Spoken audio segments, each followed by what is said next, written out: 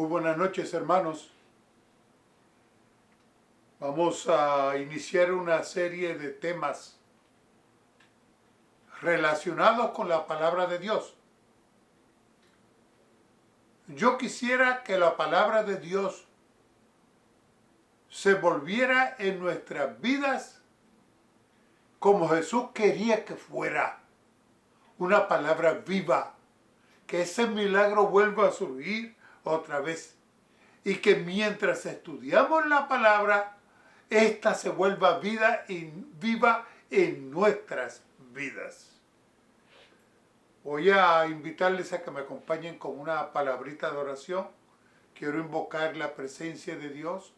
Quiero pedirle al Señor que nos asista en el estudio, añadiendo iluminación y añadiendo claridad, despejando nuestra mente de aquellas cosas que no nos dejan entender y añadiéndole la sabiduría divina, la capacidad de entender, de comprender, de recordar, de memorizar su palabra.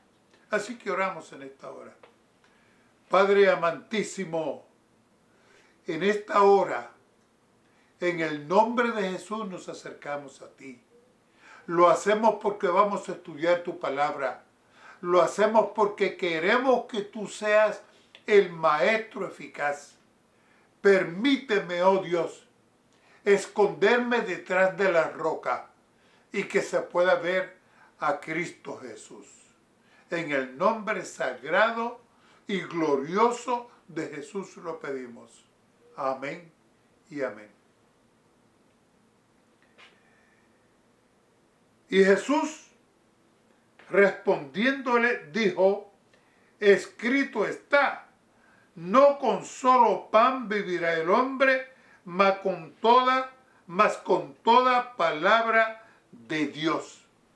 Estoy leyendo del libro de Isaías, el capítulo 4 y el versículo 4.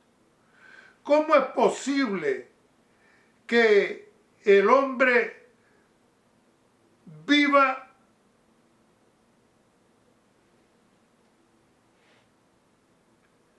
¿Cómo es posible que el hombre vivo necesite de la palabra de Dios para sobrevivir y no solamente del pan cotidiano? Estas palabras de Jesús que acabo de mencionar son unas referencias directas del libro de Deuteronomio capítulo 8 y el verso 3. Es una verdad que Cristo le había revelado a Moisés más de 15 siglos antes. Y resulta ser ahora que esas palabras siguen siendo una realidad y una verdad hoy día todavía.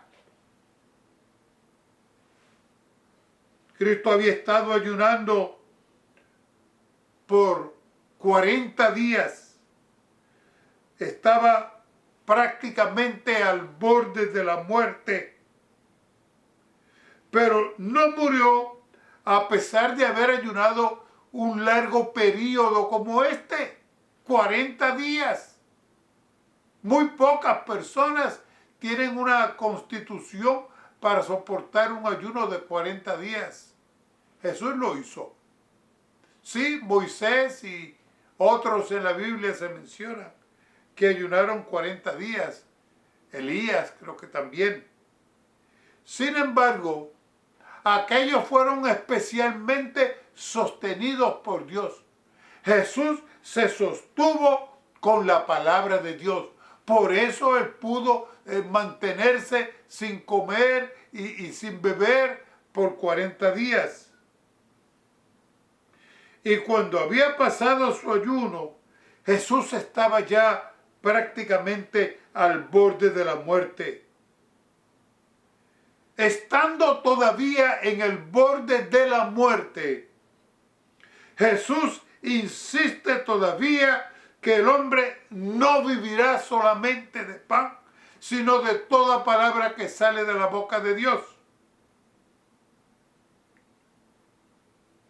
es que hay otras necesidades que tiene el ser humano, que tiene nuestro cuerpo, que no solamente se satisfacen con pan y con comida y con agua. Hay otras necesidades del alma que deben ser satisfechas con la palabra de Dios. Te leo de Consejos para los Maestros, página 382. Cuando la Biblia es guía y consejera, ejerce una influencia ennoblecedora sobre la mente. Más que cualquier otro libro, su estudio refinará y elevará. Cambiará el espíritu del alumno sincero, dotándole de nuevos impulsos y vigor, que es precisamente lo que necesitamos, que es precisamente lo que carece en este mundo hoy día.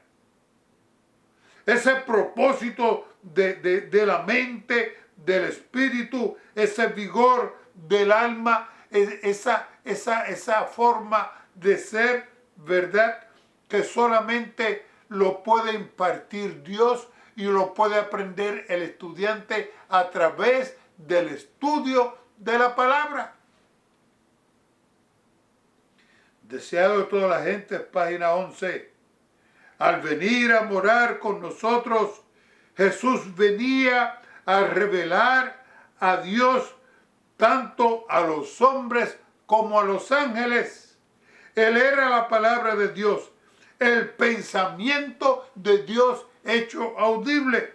Así que fíjate tú, a pesar de que los ángeles vivían en la presencia de Dios, o viven en la presencia de Dios, todavía tenían necesidad de mayor revelación del carácter de Dios. ¿Qué Dios es este?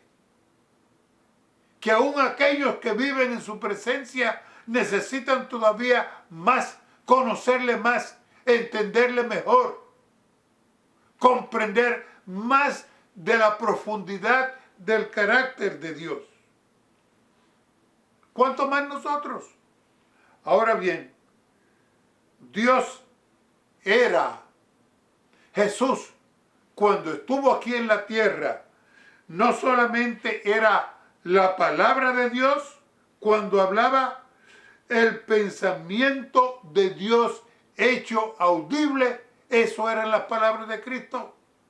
El pensamiento de Dios hecho audible. Así que cuando Cristo hablaba, era como si el Padre nos estuviera hablando.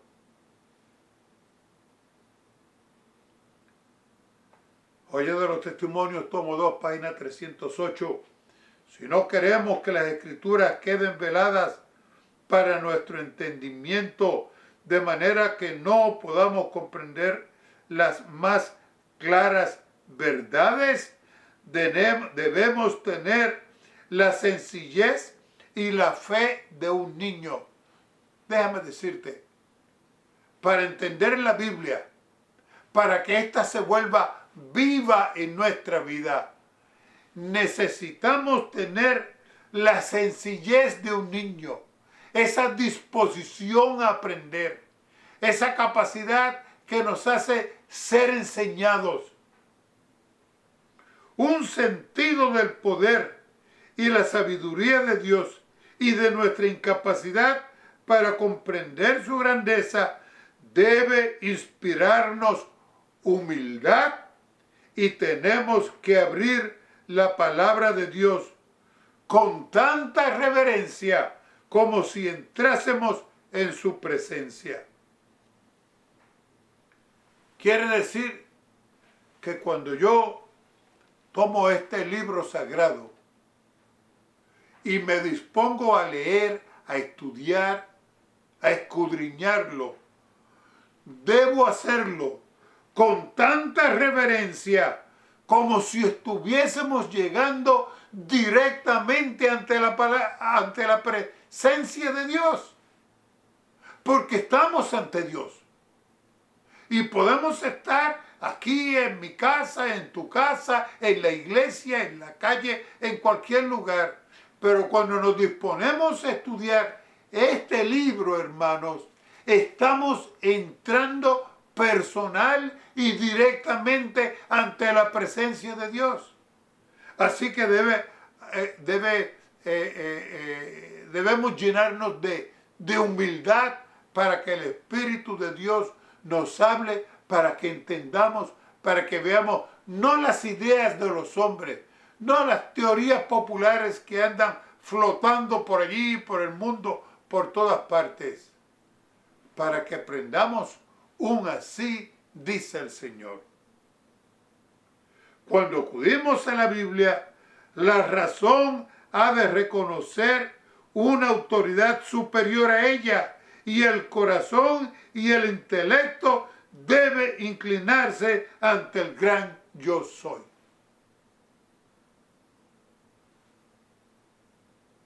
¿No te acuerdas de Moisés?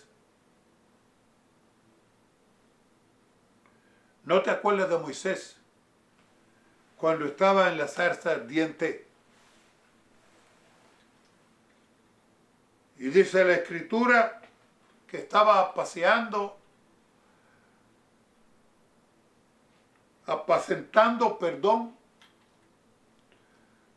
las ovejas de Jetro, su suegro, sacerdote de Madián, y llevó las ovejas detrás del desierto.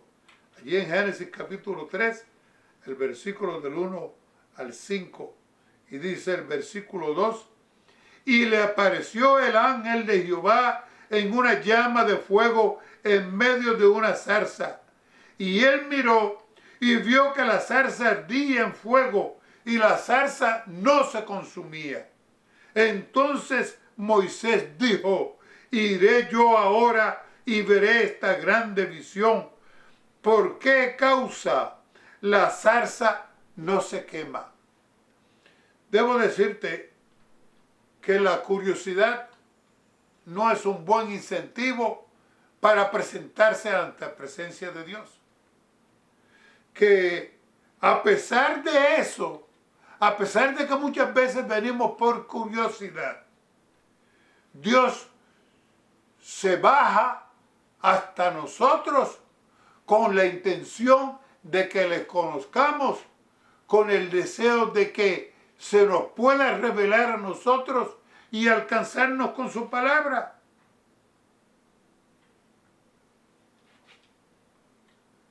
Cristo enseñó a sus discípulos que ellos habían de abrir su mente a la instrucción y habían de estar listos para creer.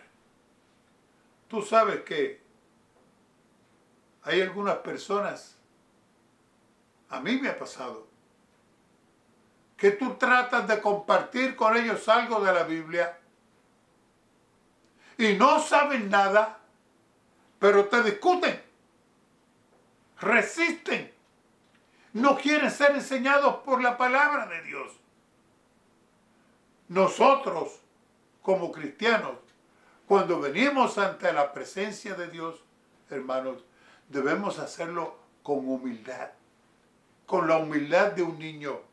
Debemos pedirle a Dios que nos instruya, que nos enseñe. Debemos tomar todas las ideas preconcebidas que hay en nosotros, las ideas aprendidas, las teorías que hemos oído por la calle o por otros lugares, las creencias populares, todas esas cosas las debemos poner a un lado, abrir la mente y el oído a la palabra de Dios para que Dios nos pueda enseñar. 5 pasos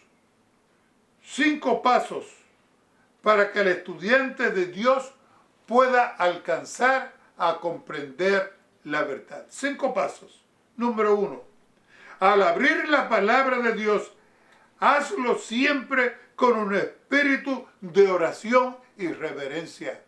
Te voy a decir, no estamos abriendo el periódico, no estamos abriendo las revistas de deportes, no estamos abriendo los libros seculares. Este libro es la palabra de Dios. Y al abrirlo, debemos hacerlo con oración y con reverencia.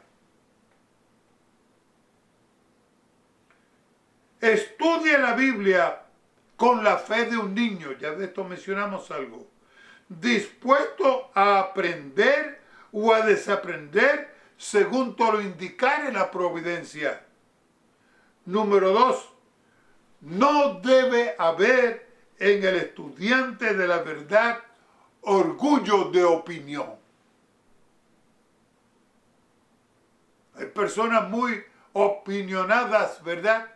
Que tú le enseñas a hacerlo. Sí, pero. El orgullo de opinión te descalifica para ser enseñado por el Espíritu de Dios. ¿Por qué no debe haber orgullo de opinión?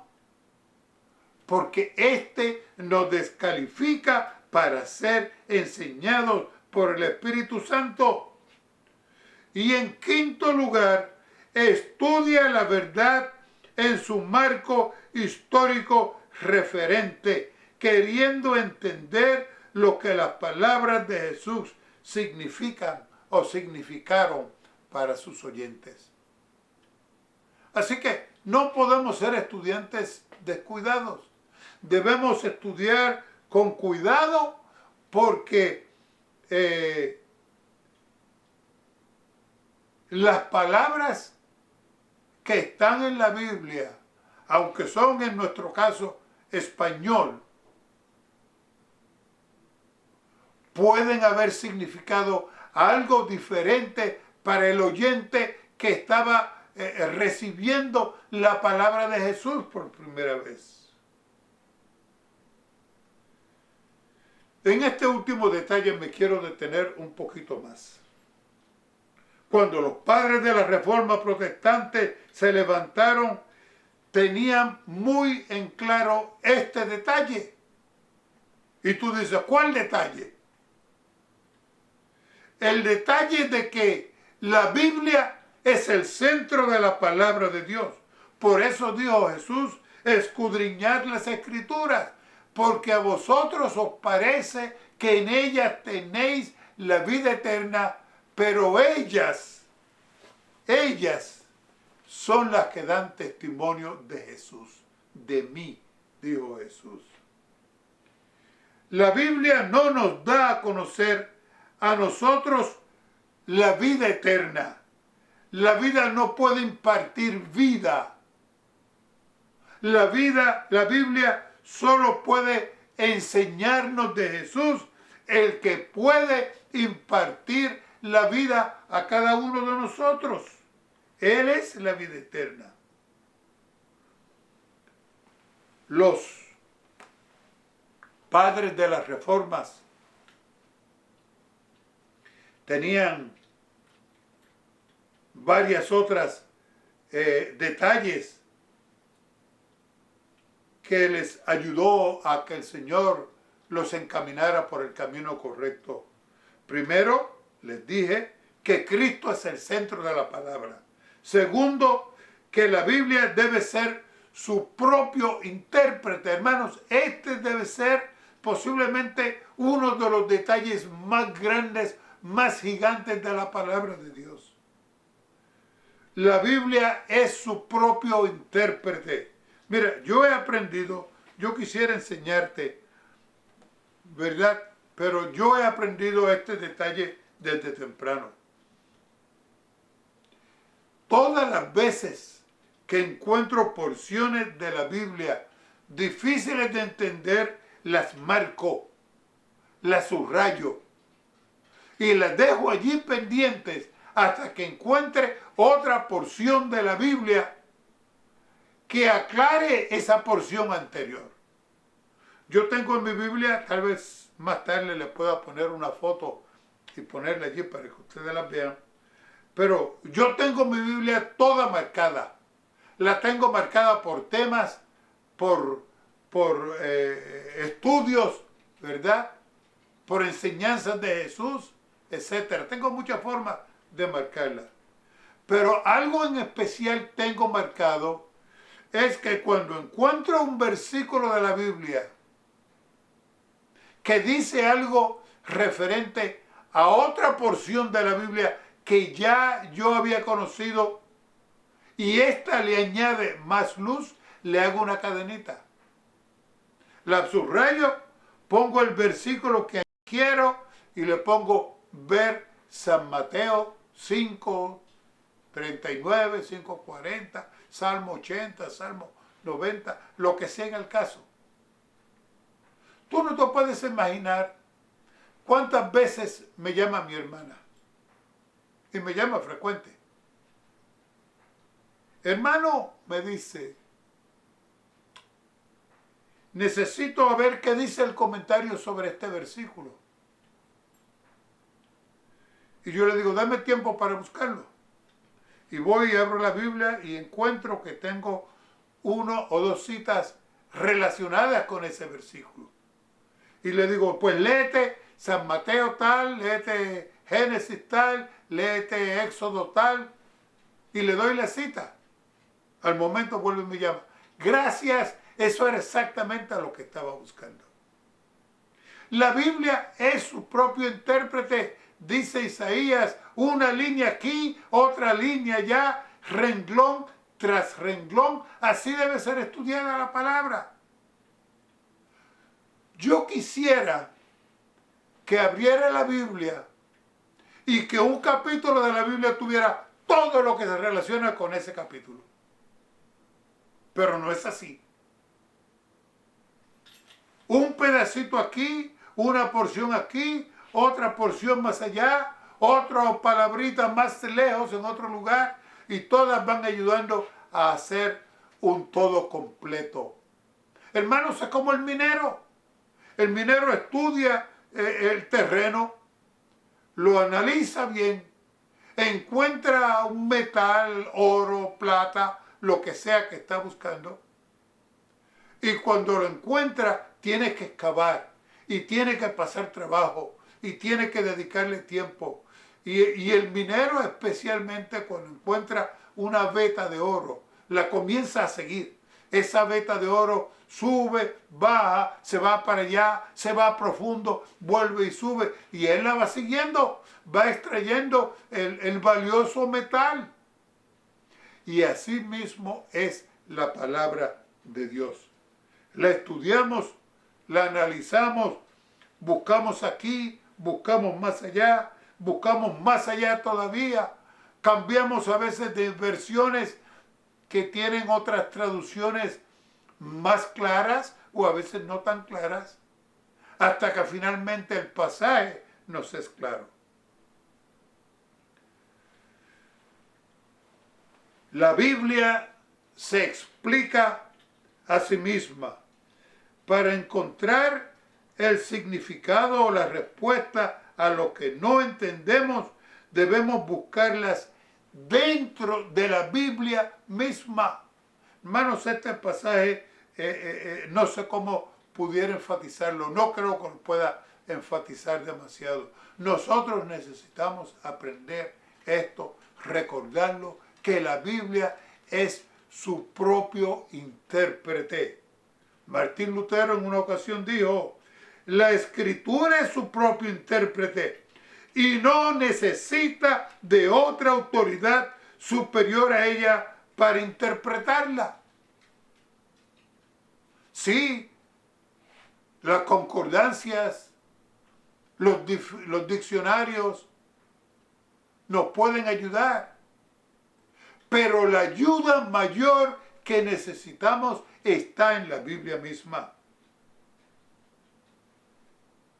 Me acuerdo, en una ocasión estaba visitando en mi barrio allá en Puerto Rico y llegué a la casa parroquial. Y me di cuenta, era la casa parroquial, pero de todas maneras me animé, toqué a la puerta, salió el sacerdote, me mandó a entrar, me mandó a sentar, así que lo hice así. Y empezamos a entablar conversaciones. Me acuerdo como ahora que me dijo, mira, la Biblia es como los libros de las leyes, que solamente los expertos, estudiosos en leyes pueden interpretar. Y hermano, yo quiero decirte que eso no es verdad. Que la palabra de Dios se revela al que desea estudiar. Te voy a leer. Mas el Consolador, el Espíritu Santo, al cual el Padre enviará en mi nombre, Él os enseñará todas las cosas y os recordará todas las cosas que yo os he dicho. Así que el maestro nuestro debe ser el Espíritu Santo. Por eso necesitamos que cuando sacamos tiempo para estudiar la palabra de Dios, necesitamos doblar las rodillas, pedirle a Dios que Él sea el que nos enseñe, estar dispuesto a aprender o a desaprender según te lo dicta el Espíritu. ¿Por qué tenemos tantas iglesias? Porque cada uno le ha aplicado a la Biblia su interpretación privada. Y escucha bien como dice San Pedro. Entendiendo primero esto, primera de Pedro 1, 20 y 21. Entendiendo primero esto, este es el primer paso que debemos aprender. Que ninguna profecía de las Escrituras es de particular interpretación.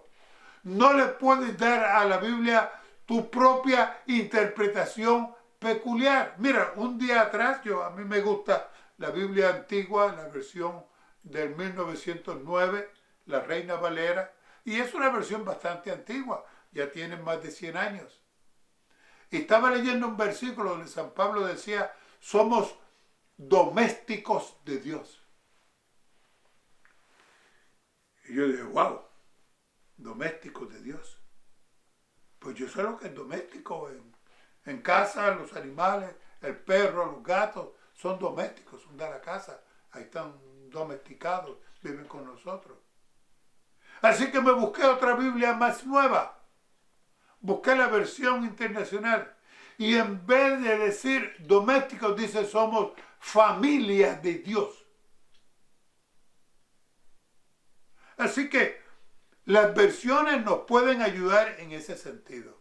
En otra ocasión voy a hablar de las versiones, pero quiero decirte ahora que también hay que tener mucho cuidado, porque no todas las versiones son exactas. Hay algunas personas, algunos traductores de la Biblia, que le están aplicando a la Biblia su entendimiento personal. Y San Pablo dice esto, que ninguna escritura es de particular interpretación. Y te podría dar varios ejemplos de estos. Pero eso lo vamos a dejar para más luego. El intérprete de la Biblia tiene que ser el Espíritu Santo. Hermanos, si la Biblia es la palabra de Dios, ¿no crees tú que debe ser el Espíritu de Dios el que nos enseñe? Por eso necesitamos sacar tiempo día a día.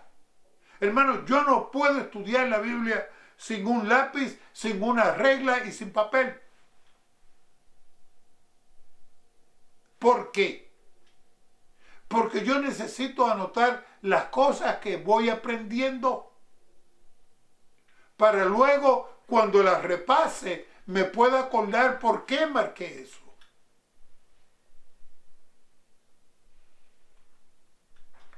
Porque la profecía, sigo leyendo 2 de Pedro 1:21, perdón. Porque la profecía no fue en tiempos pasados traída por voluntad humana, sino los santos hombres de Dios hablaron siendo inspirados del Espíritu Santo. Te voy a leer el mismo versículo que acabo de leer ahora en la versión nueva internacional. Porque la profecía no ha tenido su origen en la voluntad humana, sino que los hombres hablaron de parte de Dios, impulsados por el Espíritu. Todavía te voy a leer el mismo versículo de otra versión diferente.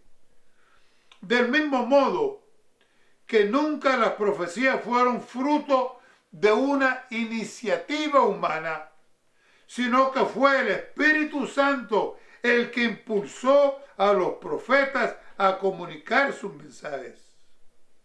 Así que dos detalles muy importantes que te quiero recordar. La Biblia no fue dada porque ningún hombre o ningún profeta o ni la iglesia misma quisiera. La voluntad humana no fue tomada en cuenta en la revelación de la Biblia. La voluntad de Dios. Dios fue el que quiso. Dios fue el que tomó la iniciativa. No fue el hombre que fue a la iglesia o al templo o a la sinagoga y empiezan a rogarle, Señor, ya hace días que no nos das una revelación, háblanos algo más. No fue así. Fue Dios el que toma la iniciativa de acercarse al hombre. Y número dos, los profetas bíblicos escribieron por orden de Dios. Dios se acerca a los profetas, le da la revelación y luego les pide, redáctala, escríbela, anótala. Esta debe ser la actitud del hombre cuando está frente a la palabra de Dios. San Mateo 13, 44. Además, el reino de los cielos es semejante al tesoro escondido en el campo, el cual hallado el hombre lo encubre y de gozo de ellos va y vende todo lo que tiene y compra aquel campo. De modo que el estudiante debe ser como aquel comprador de tesoros. Y encuentra un tesoro y él lo quiere y está empeñado en él y hace lo que sea para que ese tesoro sea suyo. Vende lo que tiene, busca su dinero en la casa, lo pone todo junto y va y hace la compra.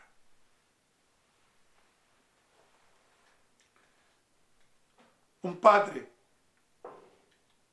estaba ya para morir, era un gran agricultor de su tierra y llamó a sus hijos y le dijo, hijos, yo sé que pronto yo voy a morir y les quiero dejar a ustedes este tesoro para encontrar la herencia que yo les voy a dejar.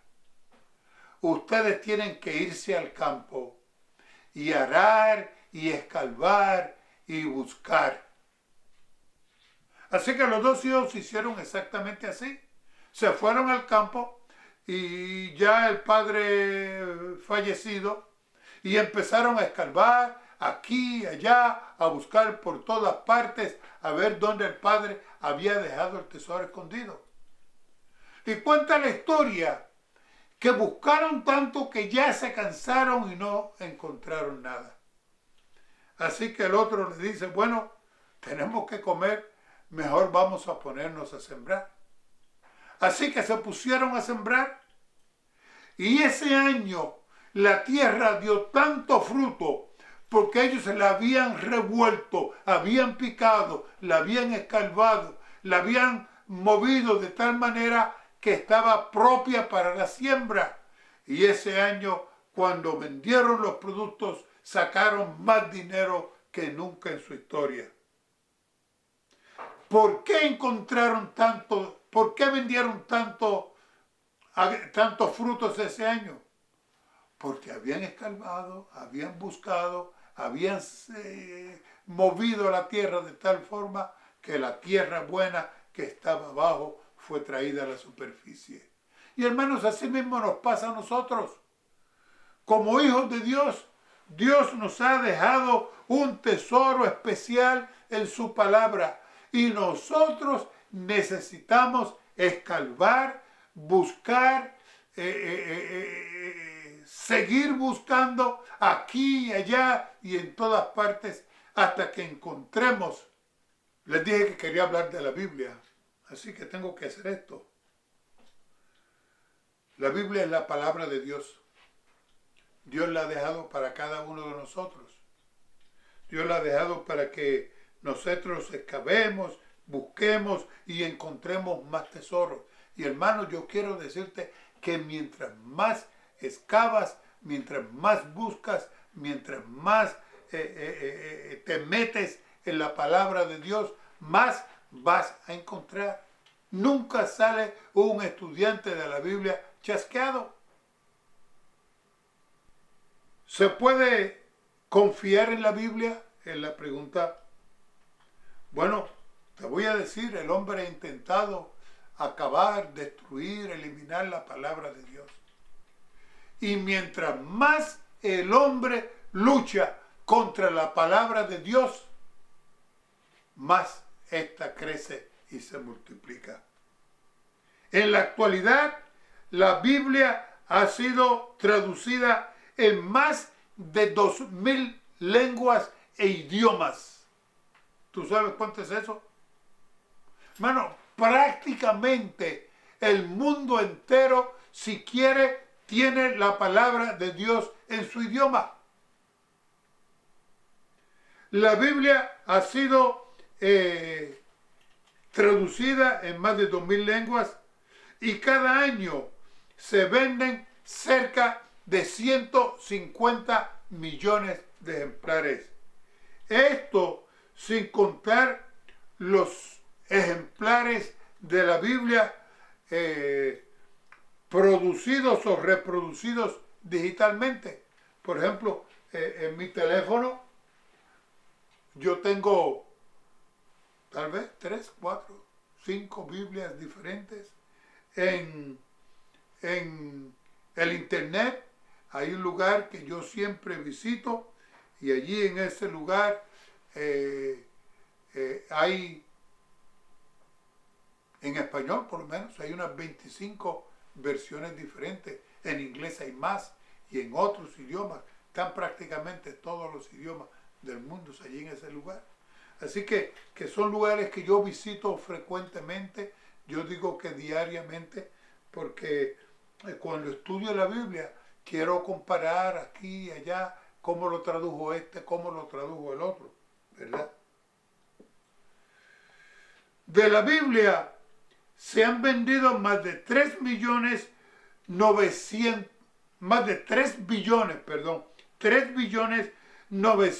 millones de copias. Y déjame decirte, estos números no son recientes.